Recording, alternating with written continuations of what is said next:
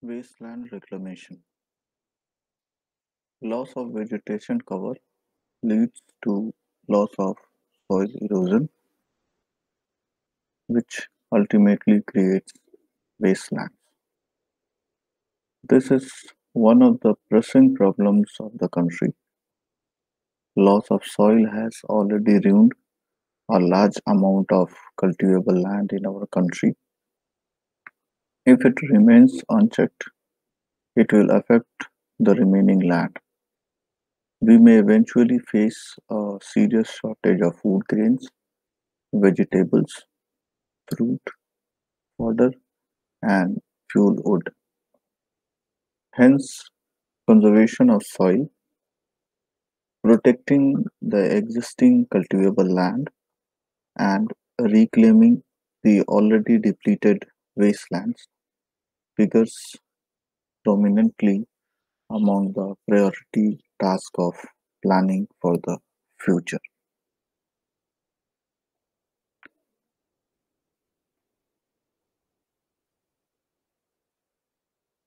What are the classifications of wasteland? Generally, three classifications are there: easily reclaimable, reclaimable with some difficulty, reclaimable with extreme difficulty. Easily reclaimable wasteland can be used for agricultural purposes. Those which can be reclaimed with some difficulty can be utilized for agroforestry.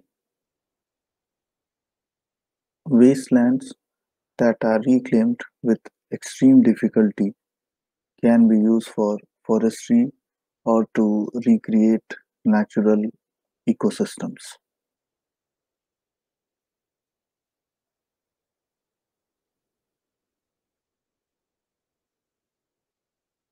Methods of wasteland reclamation for different purpose. For agriculture, wasteland can be reclaimed for agriculture by reducing the salt content, which can be done by leaching and flushing. Gypsum, urea, potash, and compost are added before planting crops in such areas. Agroforestry. This involves putting land to multiple uses. Its main purpose is to have trees and crops inter or underplanted to form an integrated system of biological production within a certain area. Thus, agroforestry implies integration of trees with agricultural crops or livestock management simultaneously. Third is forestry. Attempts to grow trees in highly non-alkaline saline soils have been largely unsuccessful. Field experiments have shown that species like eucalyptus, prosopis, and Acacia nilotica could not be grown in highly alkaline soil. Studies have shown that if tree seedlings are planted with a mixture of original soil, gypsum, and manure, better growth can be achieved. It is, however, important to use indigenous species of trees so that the problem recreates the local ecosystem with all its species.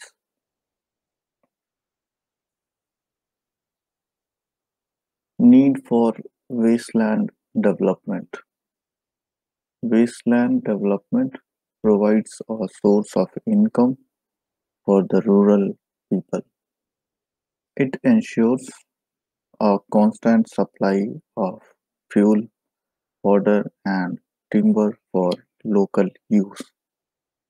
It makes the soil fertile by preventing soil erosion and conserving moisture.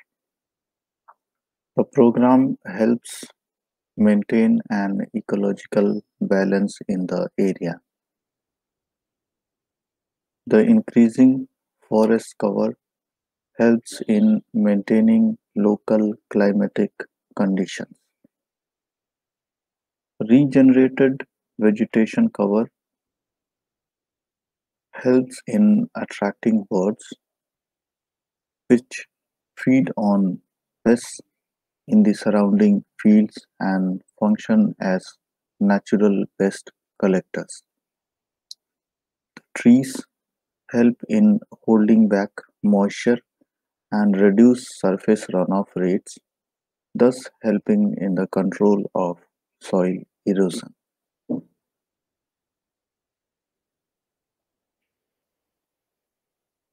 Components of wasteland reclamation.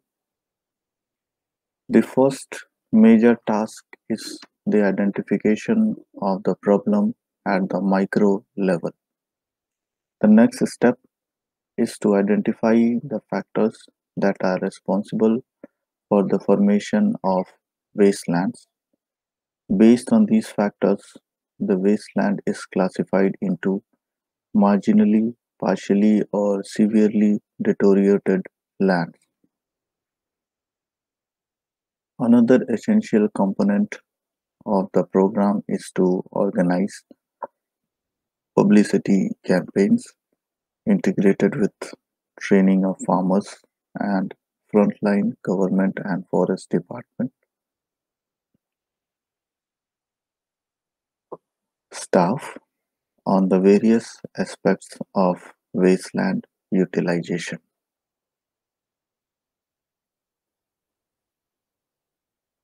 Consumerism and waste products. Consumerism is related to the constant purchasing of new goods with little attention to their true need, durability, product origin, or the environmental consequences of their manufacture and disposal.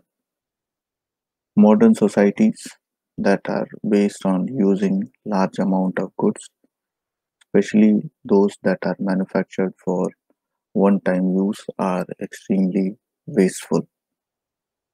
Increasing consumption of natural resources has led to serious environmental problems worldwide.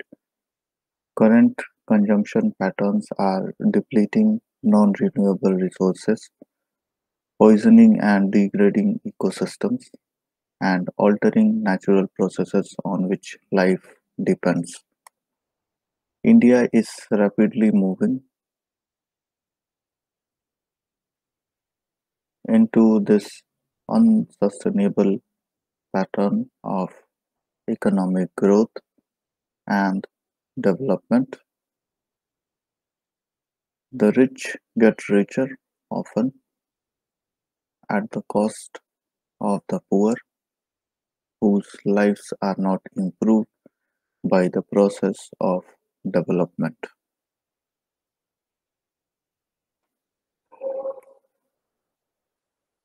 An estimated study says 200 billion cans, bottles, and paper cups are thrown away each and every year in the developed world. Disposable items greatly increase this waste. Rather than compete on quality or reliability, many industrial consumer products are made for one-time use. Buying quality products that are warranted against failure or wearing out, learning about the raw materials that things are made of, and an appreciation of their origin from nature's storehouse, as well as Knowing the conditions of the workers that make them are some ways of resisting consumerism and decreasing waste. Most human activities are related to production and consumption cycles, which produces excessive amounts of waste in the form of solid, liquid, and gaseous waste products.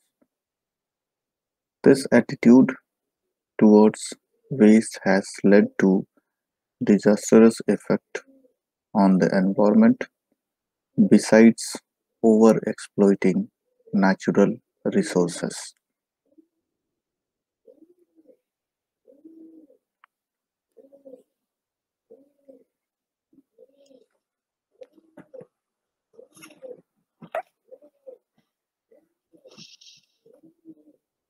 There is a principle of triple R, that is reduce, reuse, recycle.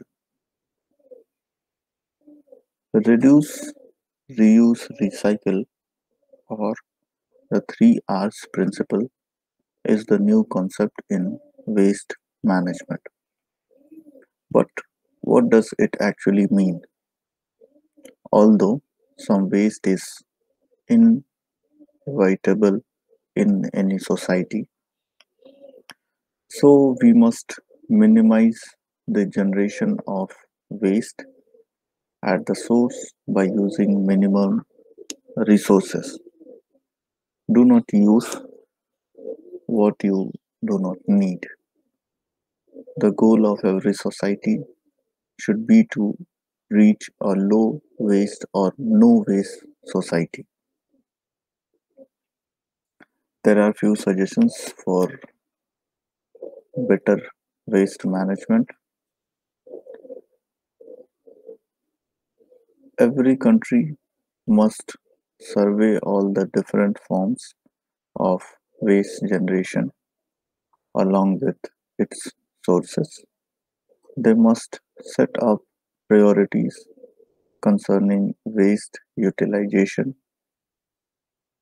Most waste can be converted to resources which can enhance the economy of the country. Plans should be prepared for controlling waste at the source. This must include segregation of wet and dry waste, where the wet waste can be converted to compost and used, and the dry waste is recycled. So we must start thinking about 3R principle, that is reduce, reuse, and recycle. We must use the things very wisely. The things which are not of much use, we should avoid it or reduce it. We should try to purchase and use especially those materials which are reusable.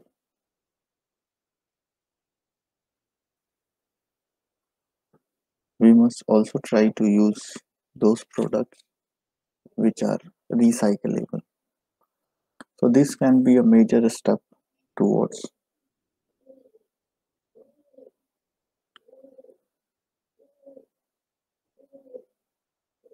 managing waste, less waste generation, and it will be environment friendly activity. Waste generation survey should be done for each and every country to know what are the major source, point and non-point source of pollution in order to make appropriate plan, appropriate strategies to minimize the pollution from entire. country.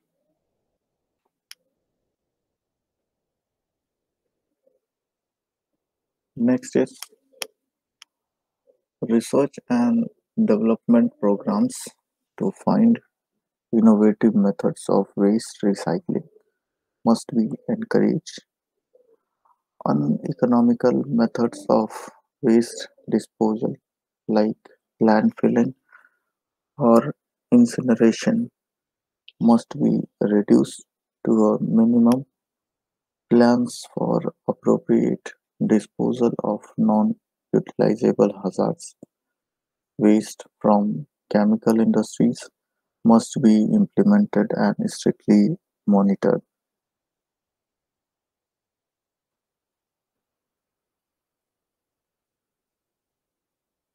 Every community should organize extensive program on education and demonstration on the reduction of waste and the proper disposal and effective reutilization of waste material.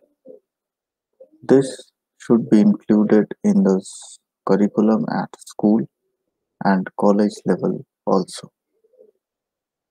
Every society should make efforts to design people's lifestyle and cultural patterns based on low waste production. The goal of every society should be to reach a low waste or no waste society.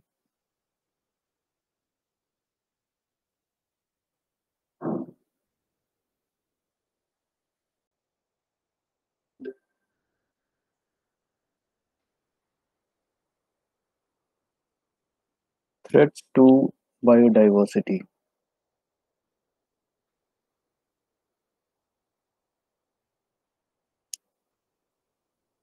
Biodiversity at global, national, and local levels.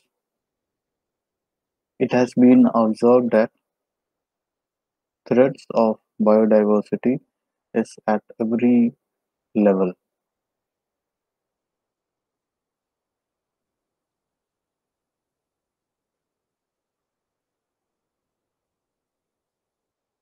even it is at global, national, local, or regional levels. So, what are the major threats to biodiversity? First is habitat destruction. So, important to protect habitat in order to protect biodiversity within. So, habitat destructions can be seen everywhere, either it is at a global level, national level, to the local levels, as well as regional levels. So, we see that several human activities are there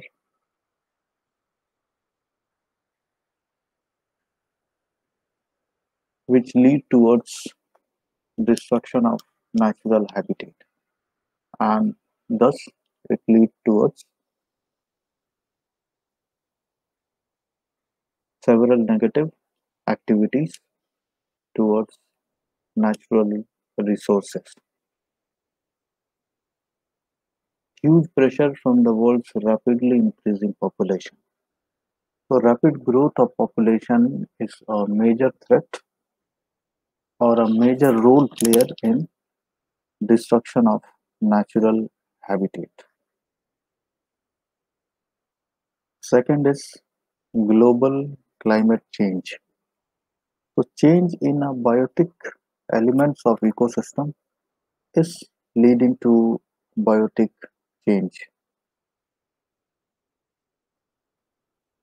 Habitat fragmentation, that is from human activities, and it reduces ability of habitat to support species. Pollution, so introduction of pollutants such as nutrient overloading with nitrate fertilizer as well as more immediately harmful chemicals. Combinedly, these are major lead players in increase in pollution. Overexploitation. This includes the illegal wildlife trade as well as overfishing, logging of tropical hardwoods, etc. Introduction of alien species introduced by humans to regions where there are no natural predators. Diseases, reduction in habitat causing high population density encourages spread of several diseases. So we see that there are several threats to biodiversity, and the major or most important role player is increase in population. Once there is increase in population, there will be huge demand for several things like food, shelter, and many other things. So whenever there is demand of food, high demand of food, definitely large area will be a bigger size of area will be cultivated. There will be a pressure on water resource. There will be pressure on land resource. Therefore, it is said that rapid growth in population is a major role player in habitat destruction, thus leading towards climate change, global warming, sea level rise, unpredictable weather extremes, natural calamities, frequently occurring natural calamities. Somehow, these all things are either directly or indirectly related to population growth. Additionally, global climate change due to human activities as well as natural activities, habitat fragmentation, especially due to human activities, pollution. This is also due to human activities and population growth, over exploitation of resources. This is the very important part, or this is very important, which also plays major role in threats to biodiversity is overexploitation of resources. This includes the illegal wildlife trade as well as overfishing, logging, overexploitation of land resource, overexploitation of water resource, surface as well as groundwater resources. Then next one is alien species. So alien species are say like such crops or such varieties or such breeds which are not suitable for the given reason. But still, for the sake of earning money, people are cultivating or rearing that species which has been bought from other place.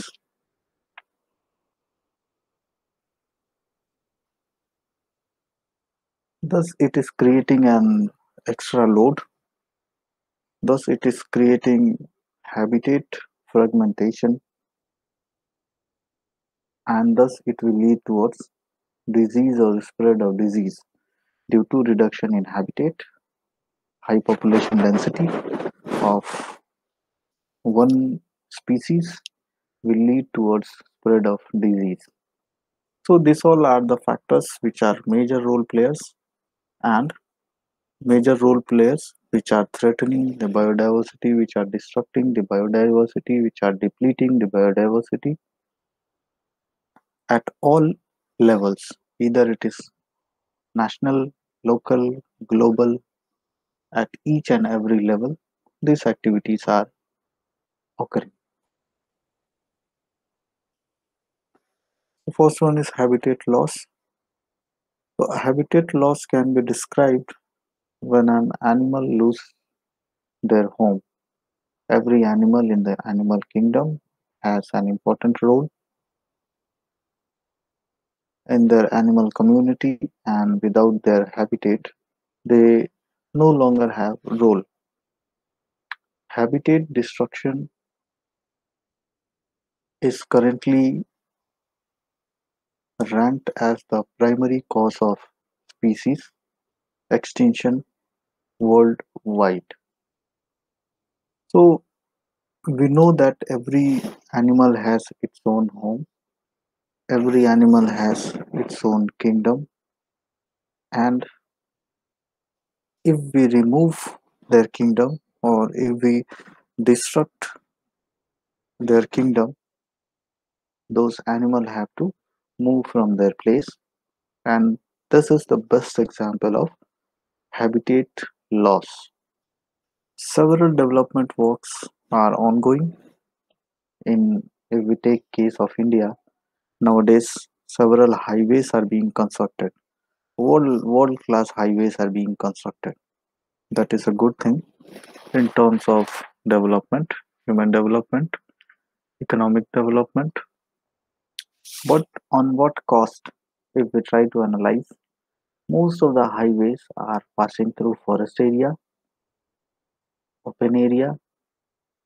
Thus, by construction of such kind of highways, will block the passage of animals. Also, it will disrupt the animal kingdom. So, it will finally contribute towards habitat loss. When we discuss about food web and food chain, we see that several animals, insects, or several species are either directly or indirectly related to each other,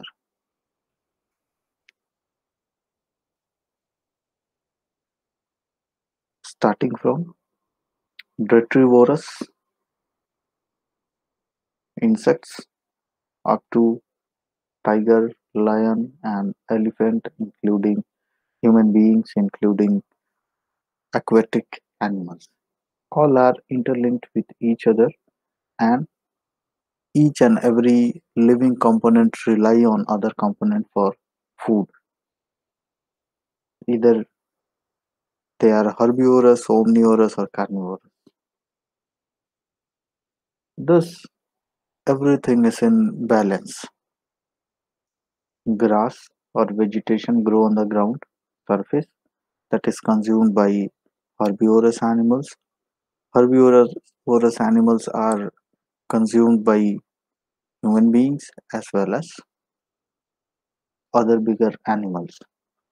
So you can see there is a chain interlinked with each other that maintains the balance of species and variety. If one component is removed, the second component will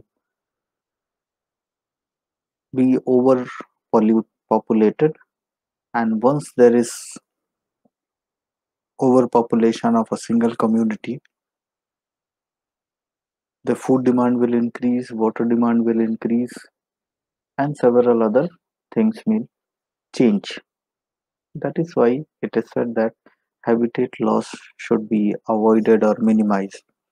Therefore, in modern world, in European countries, whenever there is highway construction or railway track construction from the forest area, there is a provision to provide a passage for the animals to cross and travel from one side to another side. I'm not confirmed whether this type of facilities are being considered or planned in India while constructing large highways and railway tracks. So, what are the major reasons of habitat loss by humans? First is agriculture and farming, harvesting natural resources for personal use, for industrial and urbanization development.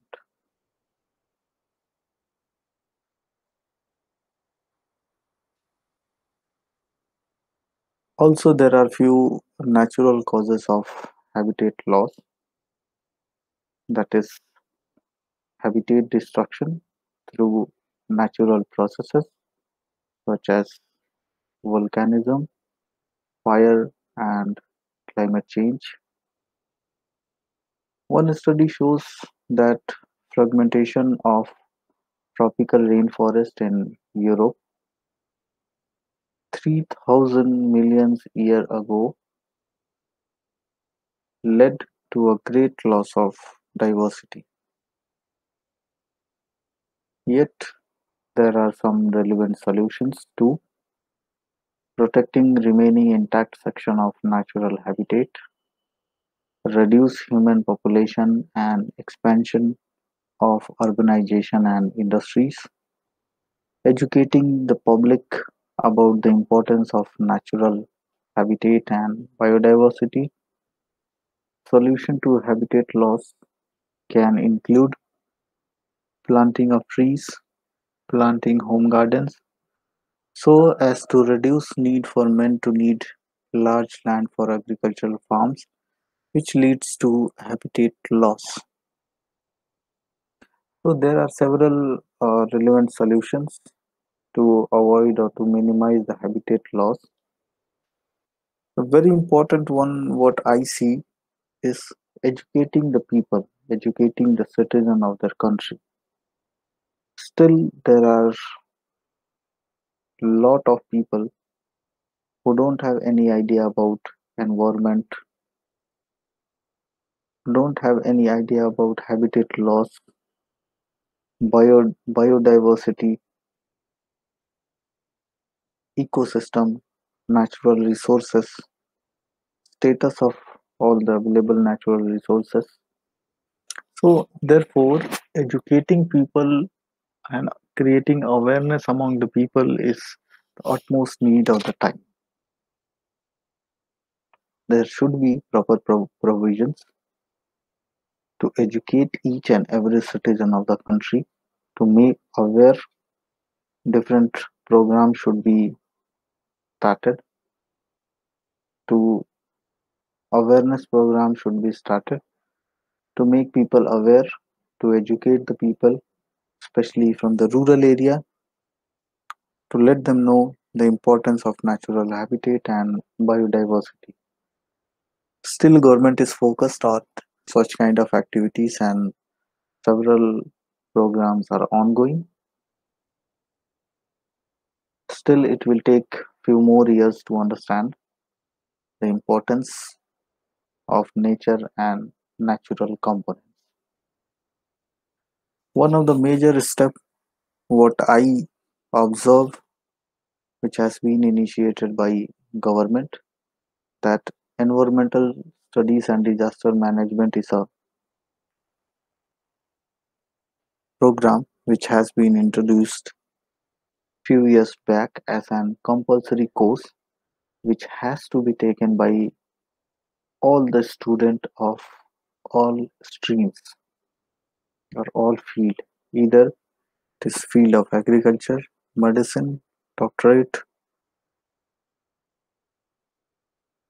engineering, arts, science. So all of the students of these different streams have to undergo this course that is environmental studies and disaster management. So this will enable the public or students to understand the basic principles of environmental science, basic concepts of environmental science, basic concept of several activities which are within a nature, within a biodiversity, within an ecosystem.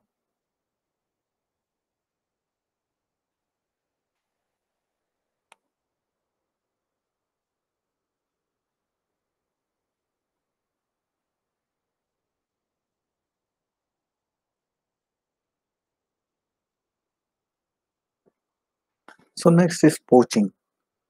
What is poaching? So poaching is the hunting and harvesting of certain animals and plants for economical benefits. They are done through hunting, harvesting, fishing, or trapping. When we talk about history of poaching, It started in the Stone Age, followed by the tribal natives. Late Middle Ages poaching became punishable offense in several countries.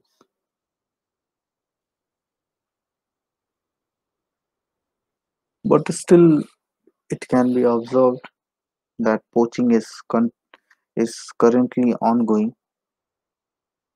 on a mass scale for different crops and for different animals. Why poaching is done? Poaching is done for large profits gained by the illegal sale or trade of animal parts, meat, and pelts. Exists because there is a demand for these products caused by a lack of education or disregard for the law amongst the buyers. Many cultures believe that certain animal parts have medicinal value.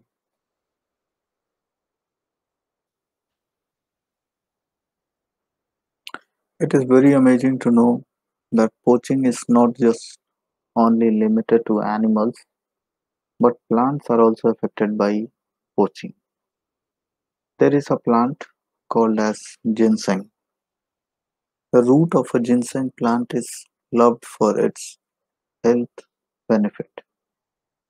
The roots of the ginseng plant is loved for its health benefits. It may help diabetics control blood sugar level, and it is also thought to aid in relieving cramps, shortening the common cold, and even improving the mood or controlling the mood swing. The Great Smoky Mountain National Park used to be home to large amount of ginseng. Unfortunately, with a value of about $800 per pound, ginseng poaching has become rampant in this area. Several other examples of poaching can be seen in entire country, which is somehow affecting or impacting the natural components, or say like ecosystem or biodiversity.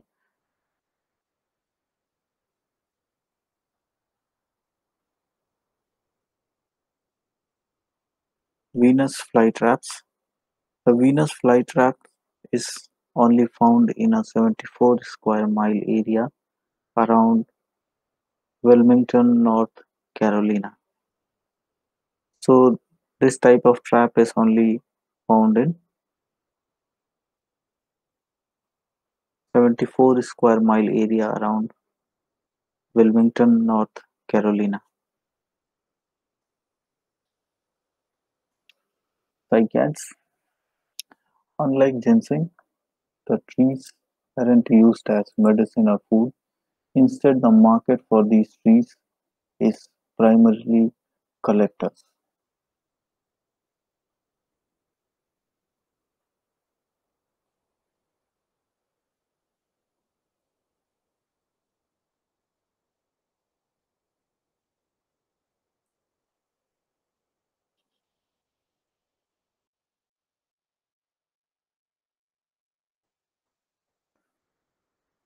So now the question is,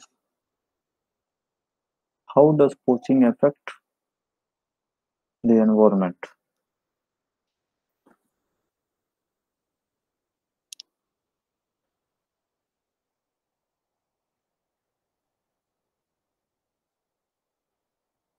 Poaching or illegal hunting causes animals endangered or being extinct. If more animals become extinct, there, there is a disruption in the food chain, and that will cause major problem in our ecosystem, resulting eventually in new adaptations of animals and species beyond human control.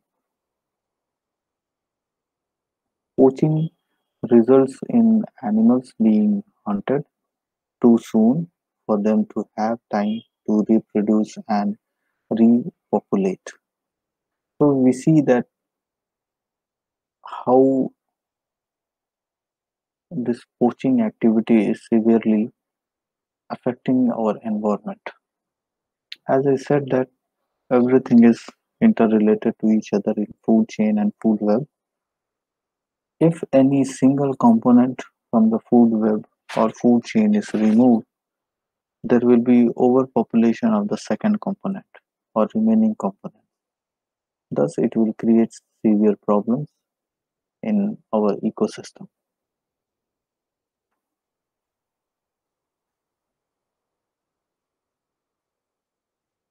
Human wildlife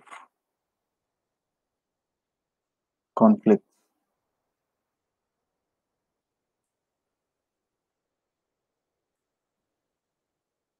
What is human and wildlife conflict?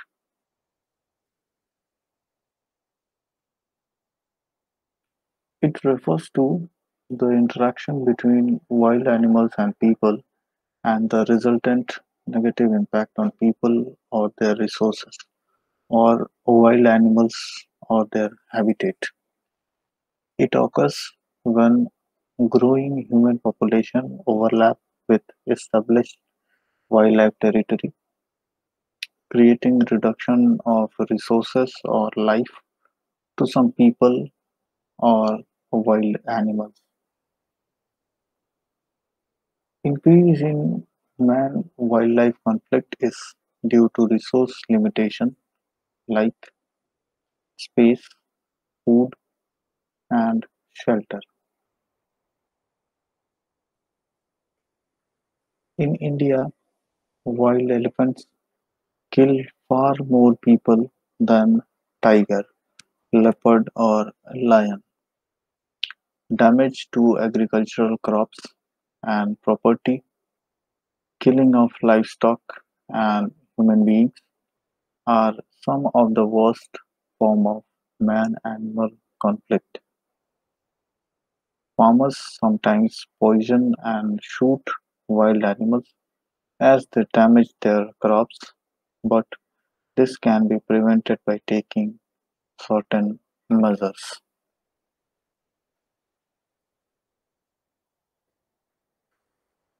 What are the outcomes of conflict? So, human wildlife conflict occurs with various negative results. The major outcomes of human wildlife conflict are injury and loss of life of humans and wildlife.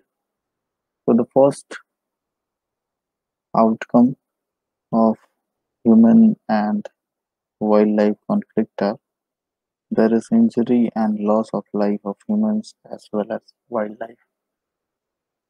Second is crop damage, livestock depredation, predation of managed wildlife stock, damage to human property, trophic cascades, destruction of habitat, collapse of wildlife populations, and reduction of geographic ranges. Statistics released a week by Indian Environment Ministry count a total of 1,144 people killed between April 2014 and May of this year. The source is being provided. If you wish to have more number of or more detailed information, you may click on the link and you can access the data.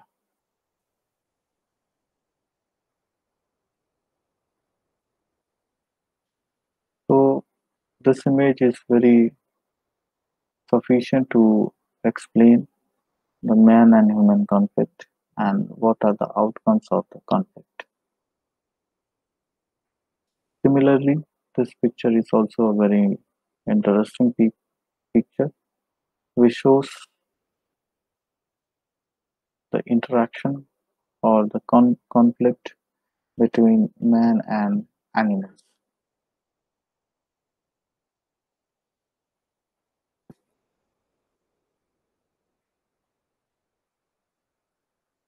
What are the different ways to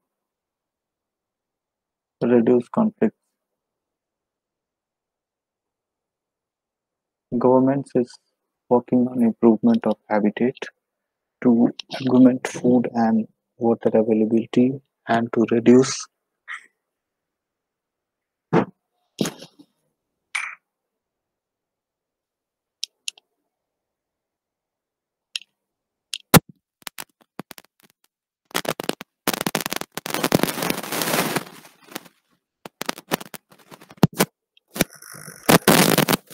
training forest staff and police to tackle these situations and creating awareness among the people about the do's and don'ts to minimize conflicts, construction of boundary walls and solar fences around the sensitive area to prevent the wild animal attacks, some devices of information technology with radio collars with very high frequency global positioning system and satellite uplink facilities can be used to track the movement of wild animals.